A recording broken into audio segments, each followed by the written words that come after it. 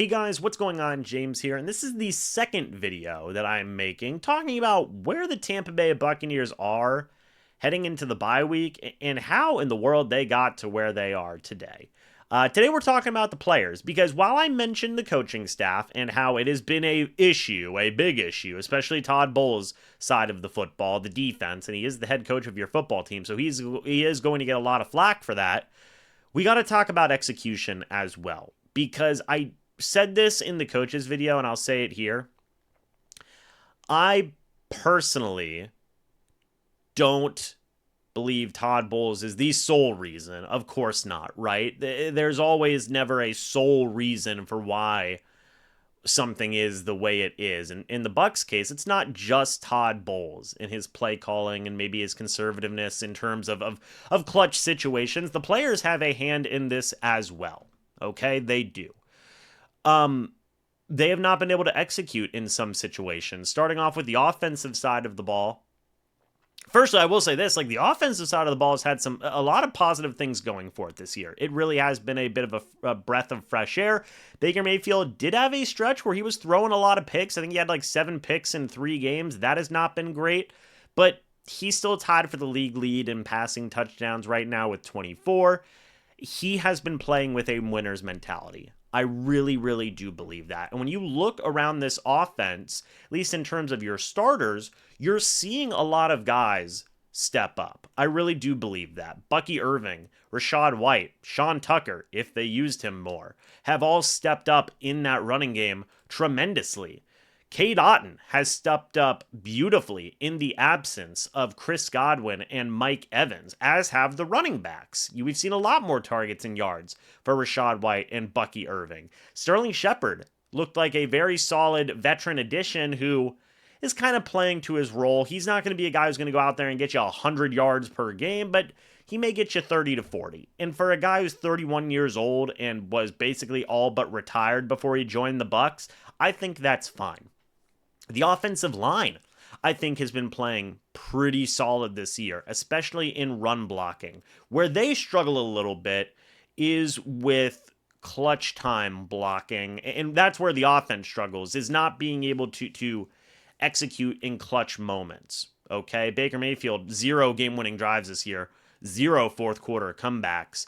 And when the offense really needs to put a dagger into a team, into a game, they have not been able to do so as much as you would like to see. Now, I would say it's not as bad as the defense, and we will get to that, but that's where you can mainly put some miscues, is whenever the offense needs a touchdown to win the game, they have to settle for a field goal to tie the game. Now, part of that is also on Todd Bowles and his conservativeness, and we've talked about that in the coaches video, but that's one thing to talk about.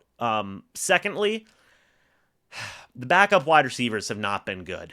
I think Jalen McMillan and Trey Palmer have both been disappointments this year. Yes, both have been dealing with injuries, but also both have not made the impacts I think a lot of Bucs fans thought they were going to make in the absence of Godwin and Evans. And Palmer's a guy who had made some plays last year, has really felt like a ghost this year, and just not having a connection with Mayfield, very similar with McMillan. He is a rookie, so I think that connection will develop more over time. And Trey Palmer's very young as well. Trey Palmer's only 23 years old. I think you can view both of those guys still as like the future of the Bucs wide receiver room, but right now they have been disappointing in terms of execution, in terms of being able to make an impact. Like, there's been a reason Cade Otton and the running backs have been so involved in this offense, and I personally believe it's because Liam Cohen and Baker Mayfield have not been able to connect with these wide receivers.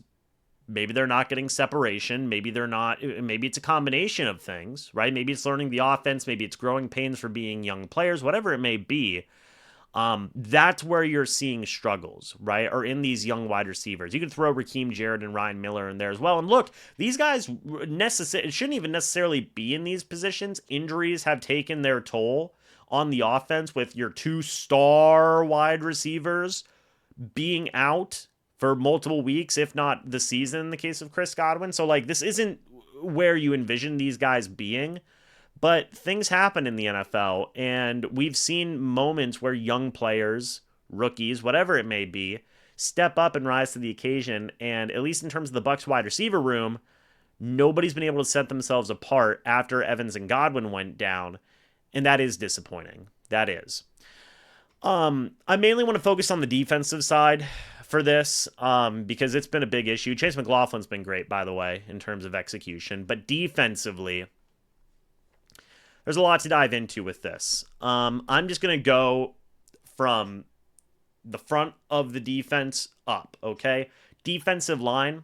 Logan Hall had one good game this year and has been very quiet since then. Again, a former second-round pick. It just seems like he is not clicking right now. And is that a defensive scheme thing? Is he just not a right fit for a Todd Bowles style of defense? I don't know. But I do know that Will Golson's been playing a lot this year. CJ Brewer's been playing some moments this year. And those guys have made just about as many plays as Logan Hall. That's not good. It's not good at all, in my opinion.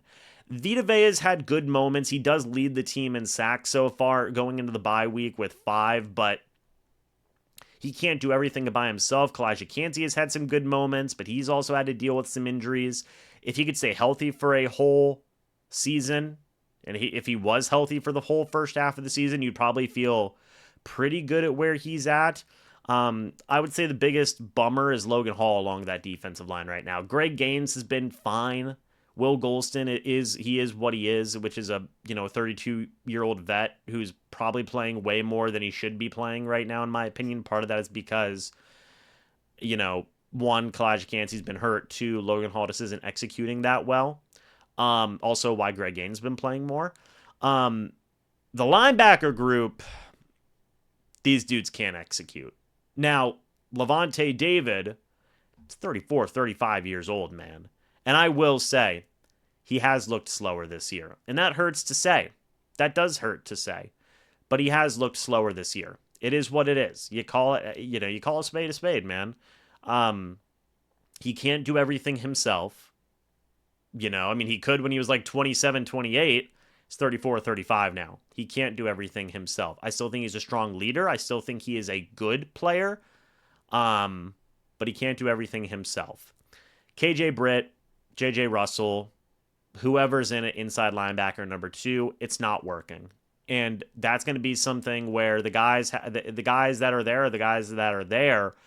That's another kind of questionable coaching decision is, throw Antonio Greer Jr. out there. Throw V. Jones out there. Just keep on trying, guys, to see what sticks. And you're seeing a bit of that more now with Bowles, with JJ Russell getting playing time. I've said it before, and I'll say it till the cows come home. If Servassier Dennis was healthy, 1, I think this Buccaneers defense would be in a better spot. 2, I don't think KJ Britt would be seeing the field as a starter. I do believe Servassier Dennis would be the starter over KJ Britt. Both Britt and Russell have not looked great this year. It's been poor. The outside edge rushing linebackers, I talked about how they've not developed under the coaching staff. That's a freaking understatement, man. JTS he's not I don't know what else you want me to say about the edge rushers, but they're not executing. They don't get pass rushed normally, but especially whenever you need your pass rush to win without blitzing and be clutch, doesn't happen. Does not happen for this Buccaneers defense. I'm talking about JTS. I'm talking about Anthony Nelson. I'm talking about Chris Braswell. I'm talking about even Yaya Diaby in some situations. I still believe Yaya is the best out of the bunch, but to be completely honest, that's not saying much this year. It's not. Heck, there's been, for the first 4, there was like a month where Anthony Nelson was the best guy out of the bunch, and I don't think that's particularly great either. The lack of execution in the pass rush has been a huge reason as to why the Bucs have been stumbling on defense, and I've talked about that in multiple videos, so I'm not going to run myself ragged bringing it all up again, but the front 7 has not been executing very well either. In the secondary, cornerback-wise, look, Josh Hayes is a former 6th-round pick. Tyreek Thunderberg is an undrafted free agent rookie. They're playing as such. Honestly, I thought Josh Hayes' most recent game he had against the 49ers wasn't that bad. Tyreek Thunderberg still gets burned a whole heck of a lot, but he had to come in because of Zion McCollum's injury. And Zion McCollum's been playing well this year. Jamel Dean, not so much this year. Not so much this year when he has been healthy. And again, we'll talk about injuries here in a little bit. Again, I don't expect those guys to play like crazy good, though. It's a 6th round pick and an undrafted free agent cornerback. If anything, if they play well, that's an overachievement in my opinion. And that'd be like a nod, a little clap to Todd Bowles and his coaching staff. But that's also more of a knock on the front office for not getting more valuable depth. Safeties, I get that he's been hurt, but Winfield Jr. has taken a massive step back this year from where he was last year. Jordan Whitehead was brought in and is half the player, maybe even less, than what Bucs fans thought he was going to be coming into the team, myself included. And that has not been great. The backups have not been good. Tyke Smith has been good, but he's had some injuries this year. Christian Izien has not been great. He's been better at nickel cornerback than at safety. Special teams, like I said, McLaughlin's been good. The punting has not been good. I mean, you cut your former 4th-round punter in Jake Camarda because he was really bad, and your replacement in Trenton Gill is not much better. Tavier Thomas has been like one of the most impactful players on any side of the ball this year. He's got a blocked field goal. He's helped a muffed punt. That dude makes plays. TT makes plays on special teams. Not many other guys do, besides Chase McLaughlin. Chase McLaughlin and Tavier Thomas are carrying the Bucs special teams. But really, I think where you're seeing the most egregious lack of execution has been on defense. Your vaunted safety duo is not playing like a vaunted safety duo. Your front 7 is poor, in my opinion, is just a poor, and it exposes your lack of cornerbacks. And that's where it is right now. That's where it is. Point blank, simple as that. Offensively, there's a lot more positive than negative. Defensively, there's a lot more negative than positive. And look, the guys that you have are the guys that you have. I've said it before, and I'll say it again.